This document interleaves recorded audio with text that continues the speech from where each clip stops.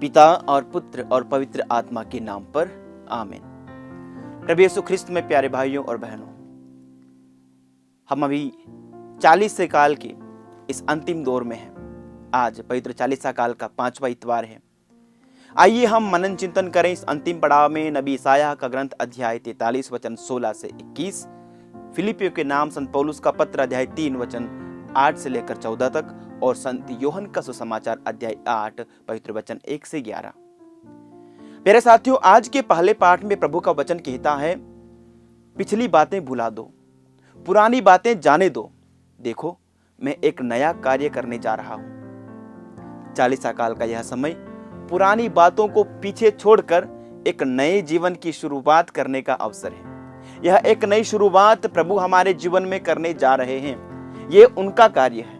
नबी ईसाया अध्याय 65 के वचन 17 में प्रभु का वचन कहता है, मैं एक नए आकाश और एक नई पृथ्वी की सृष्टि करूंगा, पुरानी बातें भुला दी जाएंगी, उन्हें कोई याद नहीं करेगा। हमारा प्रभु हमारे बुरे और कड़वे अतीत को भुलाकर हमें एक नई रचना के रूप में देखता है। नबी ईसाया का ग्रंथ अध्याय 43 के वचन 25 में प्रभु का वचन कहता है, मैं तुम्हारे पाप फिर याद नहीं करता। प्रभु हमारे पापों को याद नहीं करते। प्रभु हमारे पुराने अतीत को याद नहीं करते।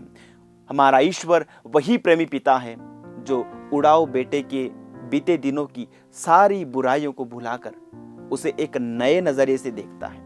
वो कहता है, मेरा यह बेटा मर गया था फिर जी गया है। अर्थात वह बेटा जो पिता की इच्छा के विरुद्ध गया, जो दिल दुखाने वाला था, जिसने अपने पिता की रातों की नींद हराम कर दी, वह जो एक तरह से मर गया था, अब उसके सामने खड़ा है एक नया जन्मा बेटा बन करके। चाहे हमारा अतीत कितना भी बुरा हो, हमारे पाप कितने भी गंभीर और घिनौने क्यों ना हो, प्रभु हमारे साथ उन पापों के अनुसार व्यवहार नहीं करता। हमारी पहचान हमारे पापों से नहीं बल्कि हमारे पश्चातापी मन व हृदय से बनती है। मेरे साथियों, भजन संहिता स्तोत्र ग्रंथ 103 उसके वचन 10 से 12 में प्रभु का वचन इस प्रकार कहता है, प्रभु दया और अनुकंपा से परिपूर्ण है, वह सहनशील और अत्यंत प्रेममय है। वह सदा दोष नहीं देता, वह न तो हमारे पापों के अनुसार हमारे साथ व्यवहार करता और न ही हमारे अपराधों के अनुसार हमें दंड देता है। इस दुनिया में लोग हमें हमारे पापों और गुनाहों से पहचानते हैं। जैसे आज के सुसमाचार में उस पापिनी स्त्री को उसके व्यभिचार से जाना गया। समाज ने उसे पापिनी के रूप में परिभाषित किया। लोगों को उसके पाप के सिवा कुछ नहीं दिखा, इसलिए उन्होंने उसे पत्थरों से मार डालने का फैसला किया, जैसा उनका कानून कहता था। लेकिन प्रभु यीशु ने उसमें उसके पाप में स्वभाव से परे ईश्वर की एक बेटी को देखा। उन्होंने उसमें सुधार की गुंजाइश देखी। प्रभु यीशु उसके शरीर और उसके कार्यों तक सीमित नहीं रहे, वे उसकी आत्मा तक गए और कहा, मैं भी तुम्हें दंड नहीं दूंगा, जाओ और फिर पाप मत करना। हमारा नजरिया दूसरों के प्रति कैसा है, खासकर उन लोगों के प्रति जो समाज में बदनाम हैं, जिनकी पहचान बुरे व्यक्तियों के रूप में होती है, जो नशे की लत में जकड़े हुए हैं, झगड़ालू हैं, शरीर की वासनाओं के चंगुल में फंसे हैं, लूट चोरी में लिप्त हैं, या अपशब्दों के सिवा उनके मुंह से कुछ निकलता नहीं। मैं ऐसे लोगों को शराबी, पापी, झगड़ालू, व्यभिचारी, गुंडागिर्दी करने वाले आदि नामों से जानता हूं, या इन बुराइयों के पीछे एक भले इंसान को देख पाता हूं। प्रभु यीशु ने आज के सुसमाचार में उस स्त्री में यही देखा। उन्होंने ज़क्कैयुस में जहां दुनिया ने एक ठग और पापी को देखा, वहीं यीशु ने उसमें अब्राहम की संतान को देखा।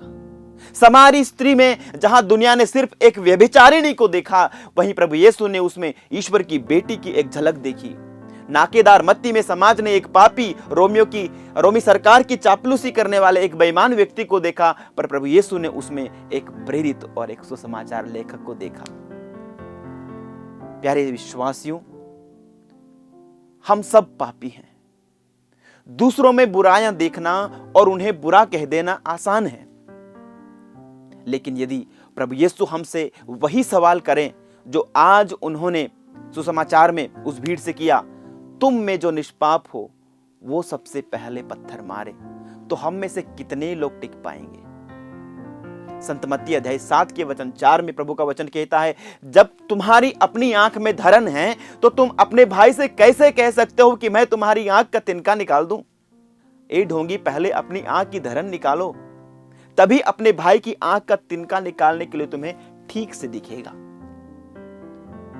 भजन संहिता 130 के वचन 3 में प्रभु का वचन कहता है, हे प्रभु, यदि तू हमारे अपराधों को याद रखेगा तो कौन टिका रहेगा। यदि प्रभु हमारे अपराधों को एक एक करके हमारे सामने उसका हिसाब लेगा तो कौन टिक सकेगा। प्रभु का वचन कहता है, इसलिए रोमियो के लिखे पत्र अध्याय 3 के वचन 23 में संत पौलुस कहते हैं, सबों ने पाप किया और सब ईश्वर की महिमा से वंचित किए गए। हमें यह स्वीकार करना चाहिए कि इंसान होने के नाते हम सब पाप करते हैं। जैसे मैं अपनी कमजोरी के कारण पाप करता हूं, वैसे दूसरे भी पाप करते हैं। इसलिए हमें दूसरों की कमजोरी के प्रति सहानुभूति रखते हुए उनकी मदद करनी चाहिए, न कि दोष देकर बदनाम करने, कलंकित करके और बुरा बनाना चाहिए। उत्पत्ति 9 उसके वचन 18 से 27 में हम एक वाकया पढ़ते हैं। प्यारे साथियों, नूह जल प्रलय के बाद अपनी नई जिंदगी की शुरुआत करता है और वो दाखबारी लगाता है। दाखबारी में अंगूर उपजते हैं, उसकी वो अंगूरी बनाता है। उसको पीने के बाद वो मतवाला हो जाता है और वो नशे में जब होता है तो वो निर्वस्त्र पड़ा रहता है। हम देखते हैं नूह के बेटे, यहां पर नूह का पहला बेटा कनान जब अंदर जाता है, अपने पिता को नग्न देखता है और वो इस बात को, इस खबर को बाहर आके अन्य लोगों को बताता, अपने भाइयों को बताता है। लेकिन उसके दूसरे 2 बेटे सेम और याफेत जाते हैं, पीठ के तरफ चल करके वे जाते हैं और अपने पिता की नग्नता को ढकते हैं। जानते हो साथियों क्या होता है? होश आने पर पिता ने कनान को अभिशाप दिया, क्योंकि उसने उसकी नग्नता को देखा और उसको दूसरों के सामने आकर उजागर किया। लेकिन उसके 2 पुत्रों को आशीर्वाद दिया जिन्होंने अपने पिता की नग्नता को ढका। हमें हमारे जीवन में ऐसा बनना चाहिए, दूसरों की कमजोरी को ढकना, दूसरों की कमजोरी को दूसरों के सामने, औरों के सामने उजागर नहीं करना बेमतलब का, लेकिन उनकी मदद करना ताकि वो अपनी उस नग्नता में, अपनी उस पाप की नग्नता में वो उससे बाहर आ सके। हर इंसान ईश्वर के स्वरूप में बनाया गया है। हो सकता है कि परिस्थितियों या कारणों से कोई पाप में गिरकर अपने उस स्वरूप को बिगाड़ ले, लेकिन प्रभु हमेशा हमें सुधरने का मौका देता है। मैं एक नया कार्य करने जा रहा हूं, प्रभु कहते हैं। यह नया कार्य क्या है? यह नया कार्य है हमारा पुनरुत्थान। प्रभु यीशु ने क्रूस पर मरकर हमारे पापों को और पाप के सारे प्रभाव को नष्ट किया है, उसका सर्वनाश किया है और हमारे लिए एक नया पुनरुत्थान का जीवन कमाया है। आज के दूसरे पाठ में संत पौलुस हमसे कहते हैं, वे इसी लक्ष्य की ओर आगे बढ़ रहे हैं। वे कहते हैं, मैं ये नहीं समझता कि वह लक्ष्य अब तक मेरी पकड़ में आ गया है। मैं इतना ही कहता हूं कि पीछे की बातें भुलाकर और आगे की बातों पर दृष्टि लगाकर मैं बड़ी उत्सुकता से अपने लक्ष्य की ओर दौड़ रहा हूं, ताकि मैं स्वर्ग में वह पुरस्कार प्राप्त कर सकूं जिसके लिए ईश्वर ने हमें यीशु मसीह में बुलाया है। प्यारे भाइयों और बहनों, हम में से हर एक को इस नए जीवन के लिए हम बुलाए गए हैं। आइए हम अपने पुराने पापी स्वभाव को छोड़कर नया स्वभाव धारण करें और खुद को ही नहीं बल्कि दूसरों को भी नए रूप में देखें। आमीन।